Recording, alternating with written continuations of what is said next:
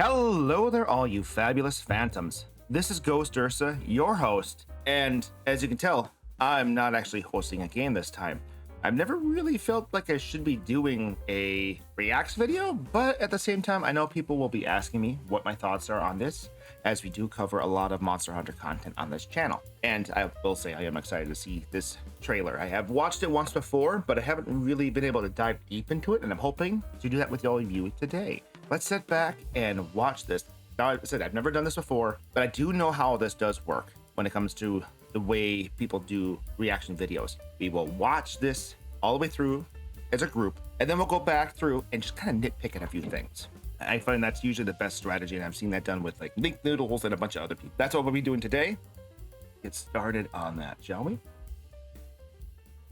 I don't know why that's doing that. All right, guys. All right, guys, let's take a look at this.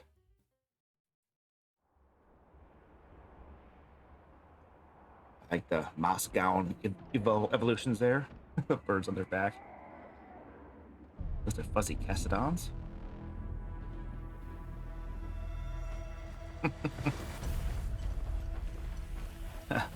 We're Jurassic World now, boys. Oh. There's a herd of them? It's causing a stampede. Oh! I don't know how to outrun them. I had to outrun you guys.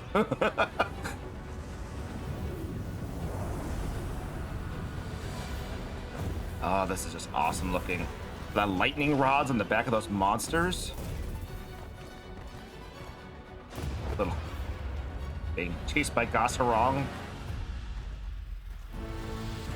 And I want to know the implications of that.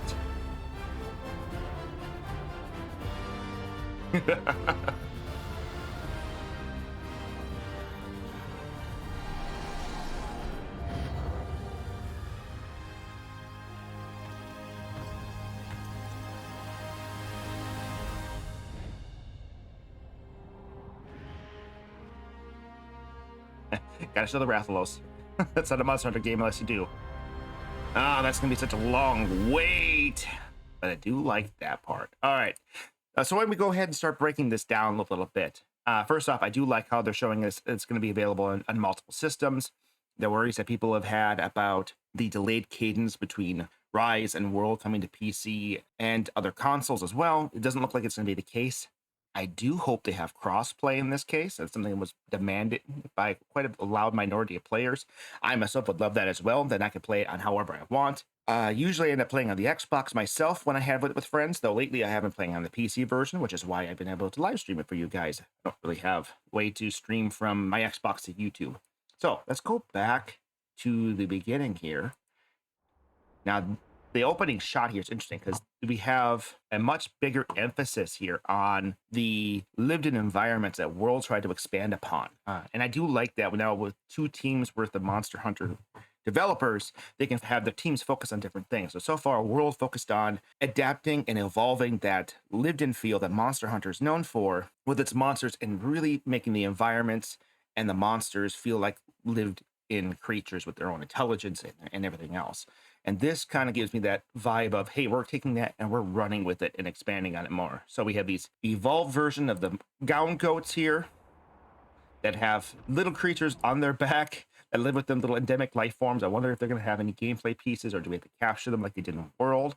That's going to be fun to figure out. They got a little like anteater-like feels. That looks like there's the Sternoses are back, or at least something that's like them. All kind of fun stuff. Now, this is interesting as well, that the writing aspect that was introduced in World and perfected in Rise is coming back again. I am a little sad to see that they don't introduce the Palamut, but it doesn't mean the Palamut isn't here. For example, they could make it so that way we can choose what kind of riding mount we bring with, which would be a fun thing to think about in a little bit that I want to talk about. Now, that is interesting. Those things, when you look at them in the background there, they kind of look like GhostUrsa relatives. They have a folded skin over their eyes, probably to keep themselves safe from the sand. But you can see it moves. And they have large mouths, and their body type is very similar to their frozen brute wyvern cousins.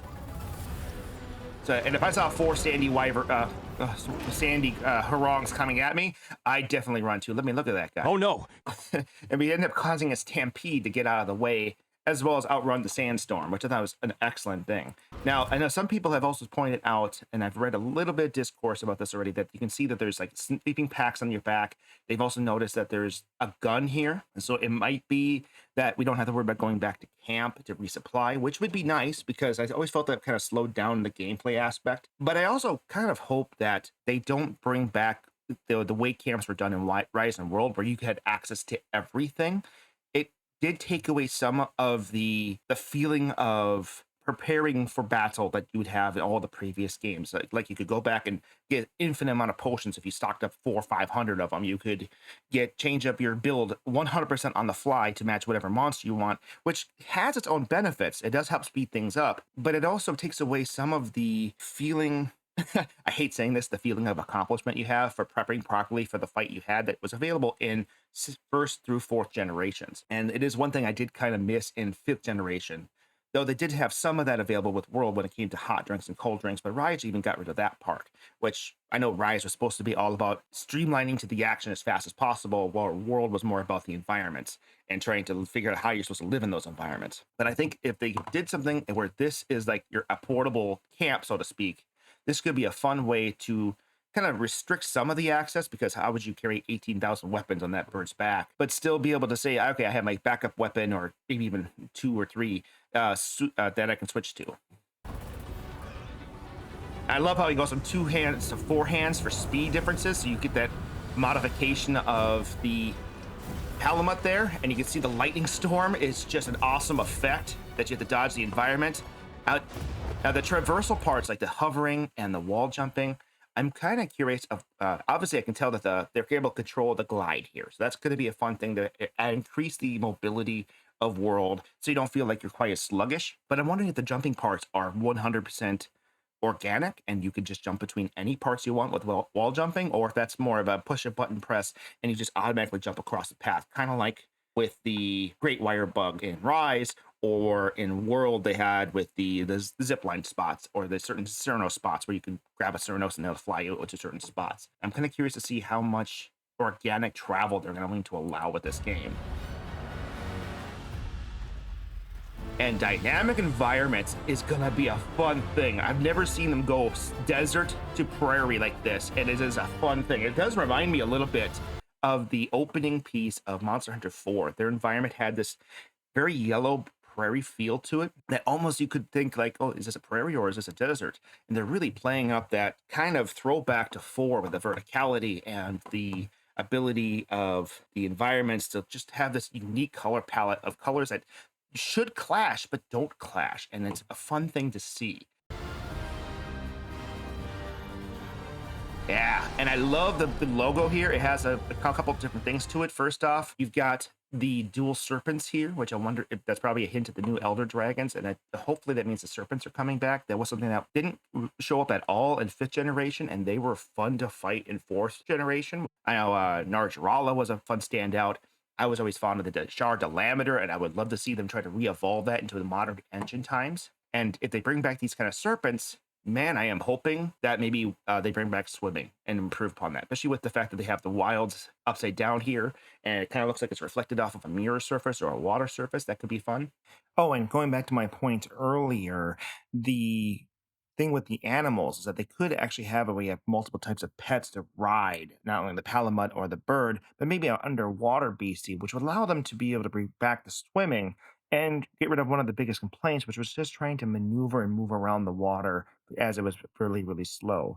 I don't think the fighting was much of an issue. I know some weapons had a hard time keeping up with the beasts, but at the same time, it was mostly just the chasing aspect that slowed everyone down. Plus, also, this is technically Monster Hunter World 2. There's no 2 here, but the W has that kind of swirling pattern here that makes it look like it's a Roman numeral 2 there. So I thought that was a fun touch. Last but not least, I wanted to cover right now, you can tell his armor here is kind of a combination of, kind of looks like it's a Pookie set, which is kind of fun. There's that gun I mentioned before, so hopefully you can change your weapon set a little bit here. I'm not sure about the weapon though. Some people have said they think this is a great sword, but I'm looking at the size and the angles and how the hilt works, and I'm not quite so sure it's a great sword. There aren't very many great swords that are long and thin in Monster Hunter games. There are some, don't get me wrong. The easiest one I can think of off the top of my head is the Bizetsu's greatsword, but the majority of Monster Hunter players don't play greatsword. They play longsword, and a lot of the trailers have usually emphasized that in the last couple of games to show the hunter using a longsword. I'm wondering if this might be their equivalent of the iron longsword or of the basic longsword you'd lock in the very early parts of the game. Though it could be a great sword, I can't say, because there is a little bit of leather on the hilt here, not the hilt, I'm sorry, on the blade where someone would put their hand to help block. But usually due to the size of the blade, it doesn't really feel like something that you would see with a great sword user. But go ahead and let me know down in the comments what you think. Yep, there's Rathalos. So they gotta show him off in every Monster Hunter game. He's their flagship. And that wait is gonna be long.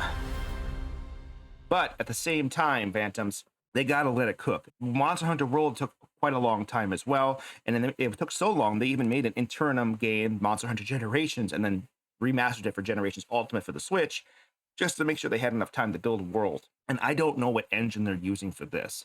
Now, maybe they have it down here in the bottom. No, I don't see it. I know it was the MIT framework was used for World, and it was the RE engine that was used for Rise. And a lot of discourse online, I should say, were hoping that the Rise engine would be used because of how buttery smooth it ran. Yeah, it had a little bit higher system requirements for the base amount, but it looked gorgeous even at the lowest settings, and it ran very smooth, and it scaled extremely well. The MIT one did kind of chug, and it did struggle at almost every settings. I mean, you had to have a really beefy machine to make it look pretty, and you had to have a really beefy machine to make it look ugly. So I personally am hoping they're using the RE engine myself, just because they put so much effort into it. It's part of the reason why Rise took so long to be developed. In fact, I suspect that's the reason why it wasn't finished with its original high rank ending, was because of that. That is my opinions here on Monster Hunter Wilds. Am I right? Am I wrong? What do you guys think? Put something down in the comments. I would love an open discourse on your thoughts on what's coming up with Monster Hunter Wilds. It looks interesting. 2025 cannot come fast enough. I might have to actually start doing some other Monster Hunter games in the meantime just to prepare for that. But until the next time we meet up, Phantoms, when they show something else fun and cool, good day, good night, and I'll see you all later.